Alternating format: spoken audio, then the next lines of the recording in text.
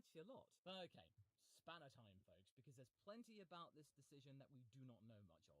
We don't know what the exact dyno number is, and we don't know the exact reason why they're not electing to do a second upgrade, or whether or not that's actually set in stone. It could be down to maybe they're just that confident about that singular upgrade doing the business for 2026.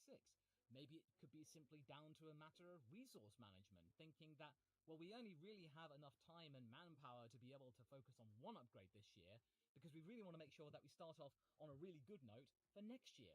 And that is a perfectly reasonable assumption because, well, the engine regulations have been ratified, but they will be changing, more emphasis on the combustion side of things again, and of course the fuel flow will be up by 5%, so that is something they really do need to consider. And besides, if you were to do 2 upgrade packages, it does carry its own reliability risks, and Honda, they have certainly had their own reliability scares this year, so maybe just doing the 1 upgrade that they know will have some sort of benefit might be the wisest decision. And besides, what's on the record is pretty obvious in of itself, because they already told us they are not going to be catching Red Bull, Ford and Mercedes this year, so why are they desperate to try and catch up this year when they might be able to do more progressions next year? And besides, they really do sound like a company who is just trying to survive through this year and just get through to 2027 and maybe hope for the best there, and that maybe they will not be fighting for the wooden spoon again.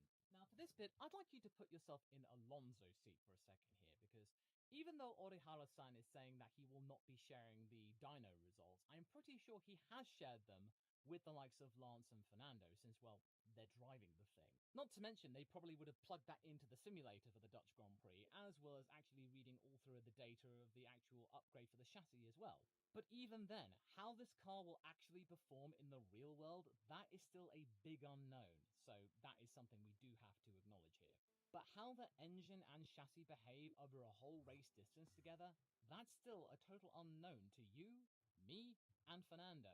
And that is something we'll only know for sure come the end of August, after the Dutch Grand Prix. And Alonso has confirmed that during August he will be deciding what he does with his future, as he also celebrates that month his 45th birthday.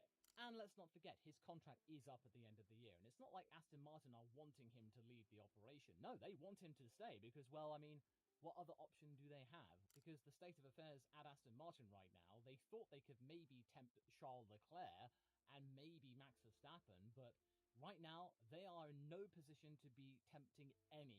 But anyway, he'll be giving his answer before Honda's engine drops into his car. He'll basically